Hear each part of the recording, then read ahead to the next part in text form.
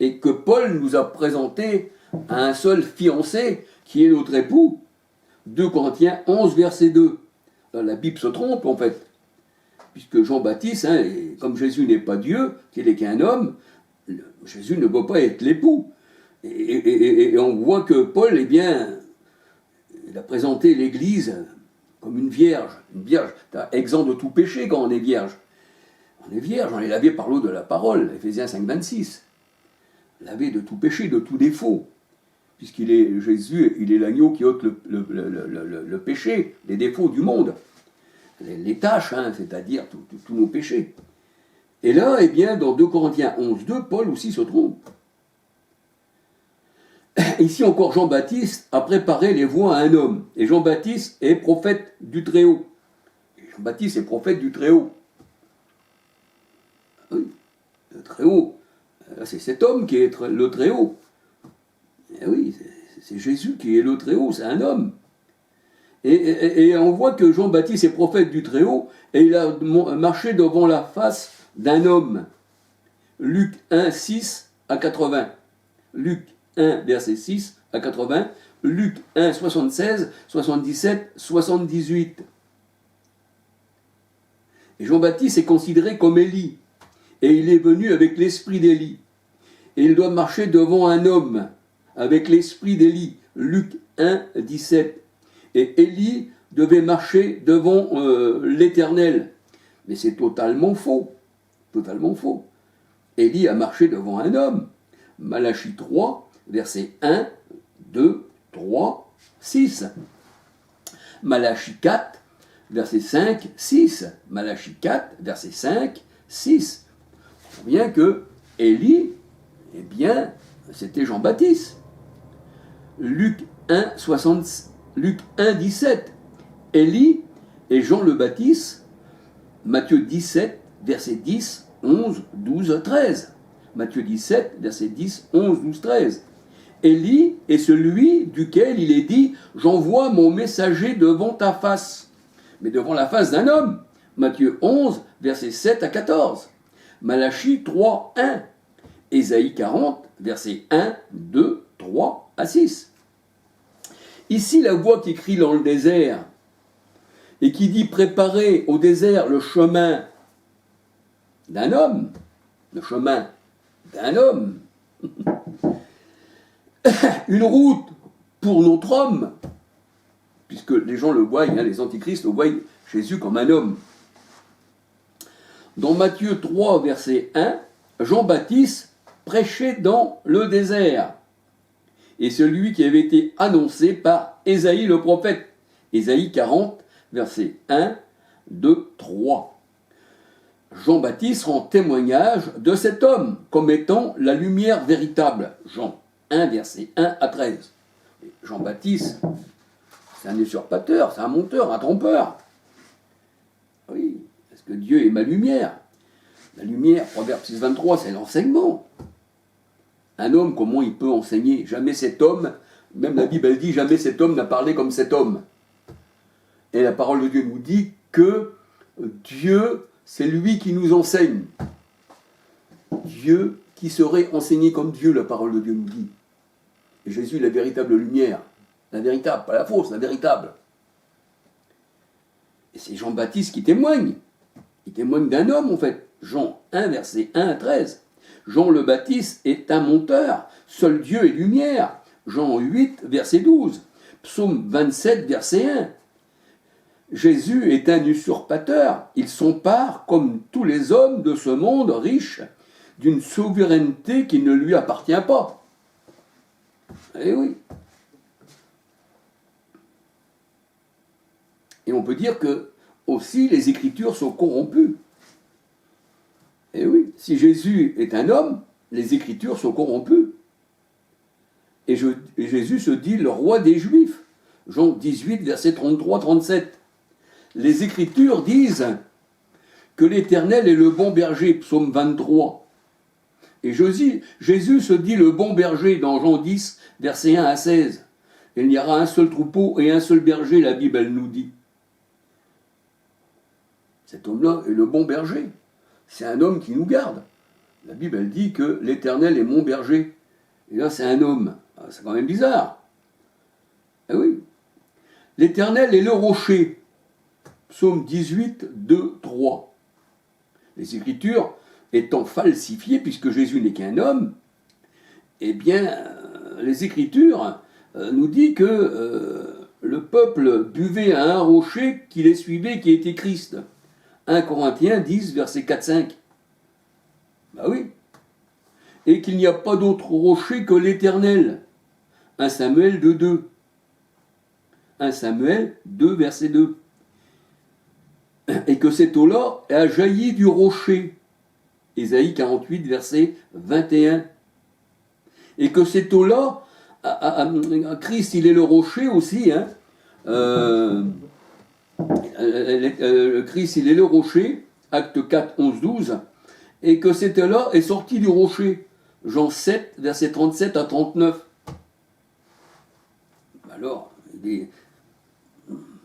c'est quand même bizarre, parce que les hommes qui disent que Jésus n'est pas Dieu, qu'il n'est qu'un simple homme, Dieu est le rocher, Jésus est le rocher. Comment qu'un simple homme pourrait être le rocher? Voilà, donc Jésus a usurpé son identité, en fait.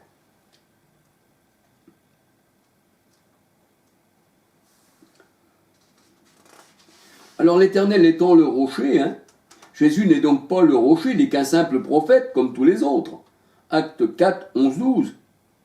Matthieu 21, versets 42, 43, 44, 45, 46.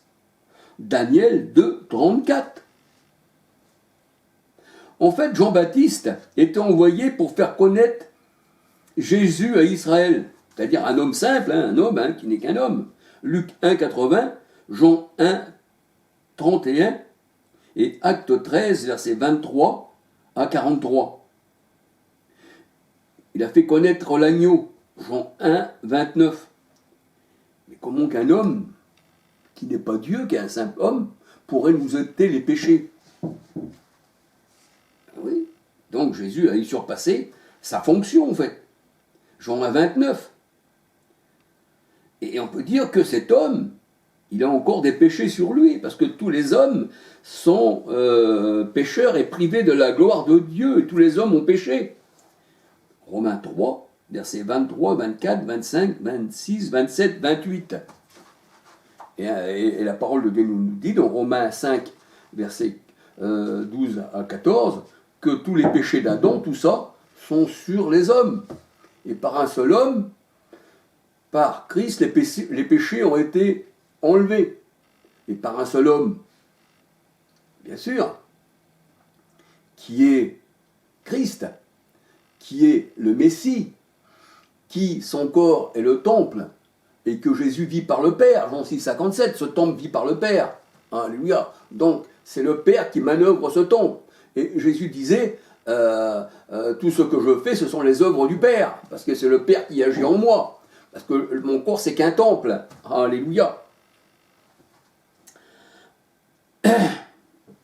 Alors, on peut dire encore, si Jésus n'est qu'un homme, et qu'on le voit comme un homme, comme les antichrists, eh bien, on peut dire que, comment peut-il nous circoncire le cœur?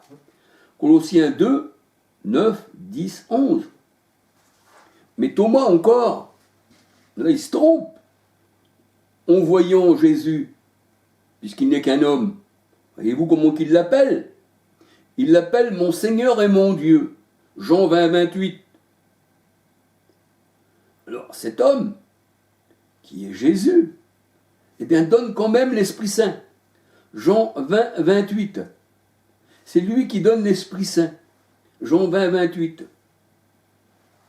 Et cet homme-là, si on l'avait baptisé en son nom, dans Acte 2, et que si on invoque son nom, eh bien il nous fait don de l'Esprit Saint. Et des flammes de feu se posèrent sur chacun d'eux. Et Dieu est un feu dévorant. C'est quand même bizarre pour un homme qui fait toutes ces choses. C'est bizarre, c'est bizarre. Alors cet homme, encore Jésus présente, cet homme, Jésus, eh bien, prétend être la résurrection et la vie. Et il faut le manger pour qu'on vive. Mais est-il fou? C'est ce que disaient d'ailleurs les pharisiens. Jean 11, 25, 26, 27. Jean 6, 31 à 63.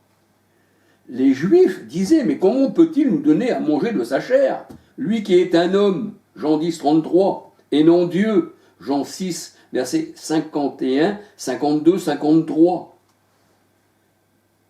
N'est-il pas le fils de Joseph? N'est-il pas un homme? Jean 6, 41, 42, 43. Matthieu 1, 18, 20. Jésus est-il le fils de Joseph? Matthieu 1, 18, 20. Jean 1, verset 12, 13. Alors Luc s'est trompé en présentant Jésus comme le Dieu sauveur, le soleil levant. Le livre de Luc nous dit que Jésus, il est le Dieu sauveur, le soleil levant. Luc, et qui a visité son peuple. Luc 1, 68 à 80. Mais comment cet homme, Jésus qui n'est qu'un blasphémateur, comment on pourrait le prendre pour le soleil? Même Luc s'est trompé. Un homme ne peut pas être Dieu. Le soleil représente, eh bien, l'Éternel. Psaume 8, versets 11 à 12. Il s'est trompé. Ah oui, Luc aussi s'est trompé dans ses écritures. Et pourquoi qu'Ésaïe représente cet homme-là sur le trône? Et pourquoi les séraphins, se tenant au-dessus de lui, eh bien, criaient « Saint, Saint est l'Éternel ». Pourtant, Ésaïe 6, 1 à 5, nous voyons là que c'est un homme qui est sur le trône. Saint, Saint, Saint est l'Éternel. Et Apocalypse 4, 2 nous dit pareil. Le trône, c'est le ciel. Ésaïe 66, verset 1. C'est l'épouse, le ciel nouveau, la nouvelle terre. Apocalypse 21, verset 1, 2, 9, 10. Jérémie 3, 17. Et Galates 4, 26. Et quelqu'un était assis dessus. Et il criait, Apocalypse 4, verset 2. Apocalypse 4, verset 2, 8. Apocalypse 4, 8. Apocalypse 4, 2, 8, 9 à 11. Il criait, Saint, Saint est l'Éternel. Et pourtant, c'était l'agneau. Le Dieu Tout-Puissant, nous dit la Bible. Apocalypse 1, 7, 8. Et là, nous voyons que, normalement, l'agneau n'est pas Dieu. Non, c'est qu'un homme. Jean 1, 29.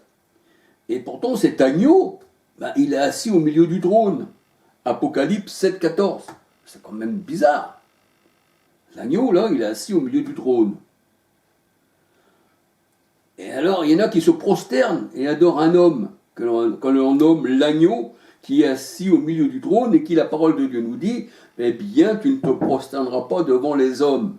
Même Pierre, quand il est rentré dans la maison de Corneille, Corneille voulait se prosterner devant lui, il dit, moi aussi je suis qu'un homme, mais tu dois te prosterner que devant Dieu, la Bible elle dit. Alléluia. Apocalypse 5, 6, 8, 9, 10. Le Père et moi, nous sommes un, Jean 10, 30. Le Seigneur, il n'a pas dit que c'était des personnes distinctes. Jean 10, 30. Jean 14, versets 7 à 14. Philippe, vous voulez connaître le Père? Il y a si longtemps que tu me connais, Philippe. Cependant, tu ne m'as pas connu. Tu ne m'as pas connu comme il fallait. Fais-nous voir le Père. Ne sais-tu pas que celui qui me voit le Père, et maintenant tu l'as connu? Oui. Jean 14, verset 7 à 14.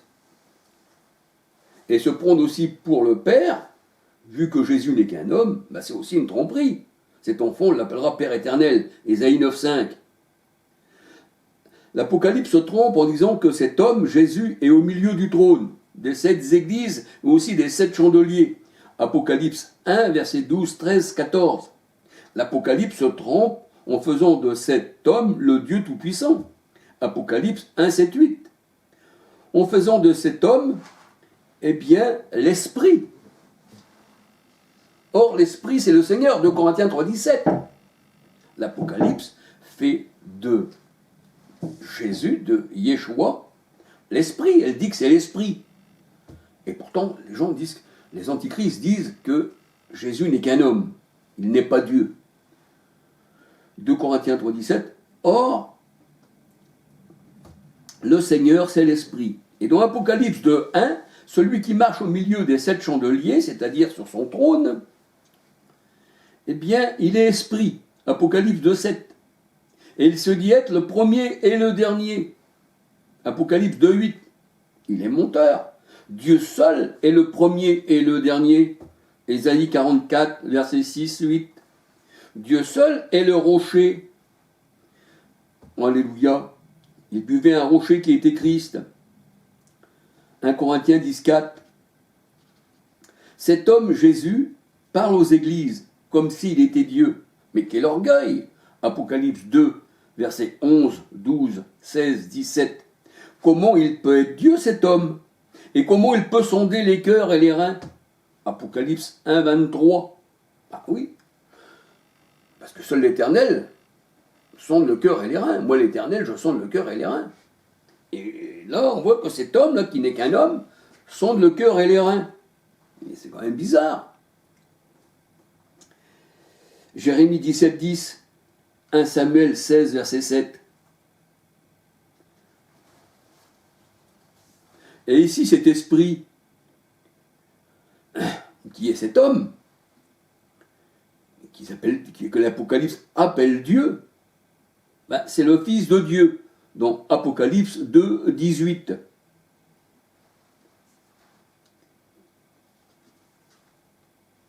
Et cet homme, Jésus, prétend être Dieu par ses œuvres, et ouvrir les yeux des aveugles, et faire entendre les sourds et marcher les boiteux.